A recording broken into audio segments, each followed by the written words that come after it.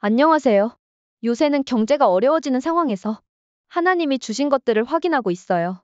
어제 주일에 강단을 들으면서 알게 해주신 부분은 제가 절대 불가능한 것을 원하는 것을 알게 되었어요. 강단 선구가 사도행전 1장 3절에서 14절이에요. 이스라엘 회복이 이때이니까? 라고 제자들이 질문했어요. 저도 끊임없이 제자들과 같은 질문을 하고 있어요.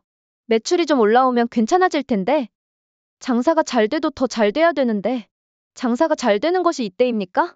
언제쯤 회복합니까? 이렇게 끊임없이 바라는 것이 내 안에 자리 잡고 있다는 것을 발견하게 하시며 이것이 절대 불가능한 것임을 알게 하셨어요.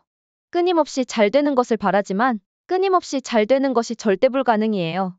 육신의 모든 것이 계속 상승만 하는 것은 없어요. 그런데 저는 계속 상승만 원하니 진짜 봐야 될 것, 진짜 누려야 될 것을 놓치게 되는 것이에요. 경제적 자유가 오면 진짜 자유가 올 것 같다는 절대 불가능을 계속 원해요. 경제가 좀 더 넉넉하면 괜찮아지겠지. 매출이 좀 나아지면 괜찮아지겠지. 매출 좀 나와서 바쁘면 몸 힘들다고 징징대고. 더 많은 경제를 가지면 그것을 관리하느라 많은 시간이 필요하고. 요새 유행하는 파이어족이 답은 아니에요. 파이어족들을 보면 뭔가 끊임없이 하고 있어요. 자기가 원하는 여행을 다니던지, 뭔가 더 수익을 창출하려고 또 다른 일을 구상한다던지, 지방에 내려가서 집 관리하며 산다던지, 자기 관리를 한다던지, 아무것도 안 하면 무기력하고 나태하게 보내는 자기를 자책하더라고요. 끊임없는 변화와 생산적인 활동을 위해 움직이더라고요. 인간이 물질 중심이 될 수밖에 없는 것이 태어나자마자 인간은 돈이 들어요.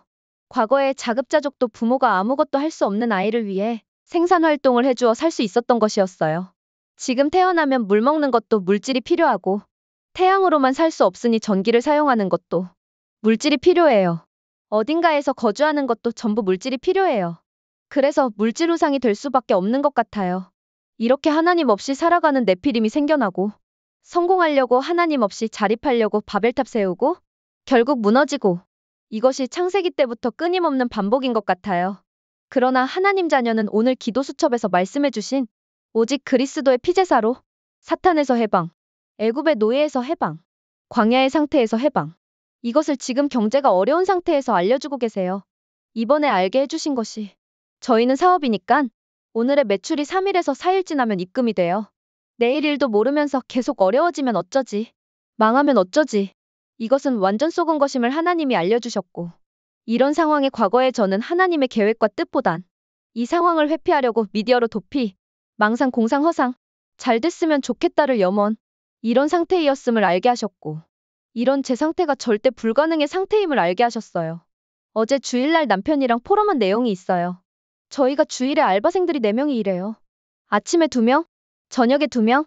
저번 주 주일 매출이 높았는데 이번 주는 진짜 매출이 저조한 거예요.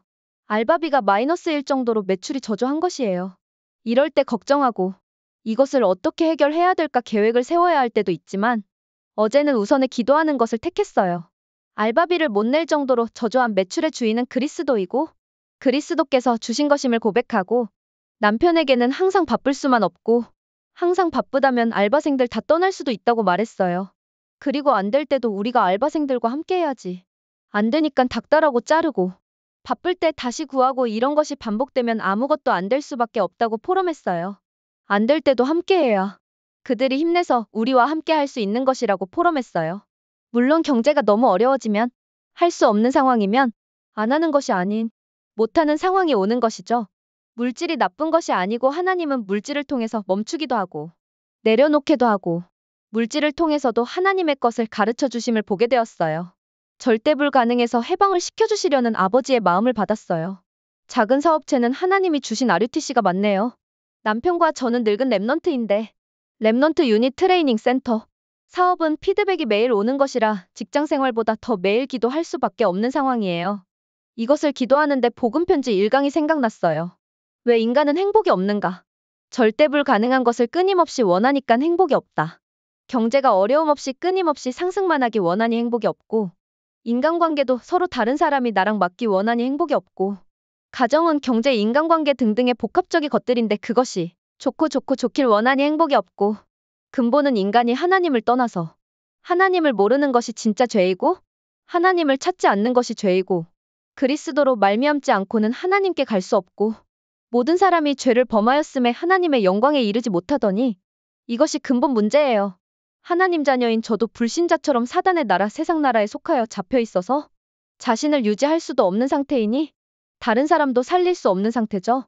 하나님은 하나님의 영광에 이르게 하는 방법인 창세기 3장 15절에 여자의 후손을 제게 보내주셨어요. 여자의 후손으로 제가 구원받았어요. 그래서 저게 하나님은 매일 순간순간 그리스도 삼중직 기도로 저를 살리고 계세요. 목이 마르거나 몸이 아프면 깨끗한 물을 마셔야지. 콜라를 계속 마시면 목이 더 마렵고 병이 더 악화되잖아요. 제게 오직 그리스도 삼중직 393의 기도로 깨끗하게 저를 치유하고 계세요. 어제 강단 말씀도 오직 393 언약 기도로 나와 산업에 성취되도록 기도하라고 하셨거든요. 우선순위 말씀해 주시면서 영적인 본질이 먼저 회복해야 한다고 말씀해 주셨어요.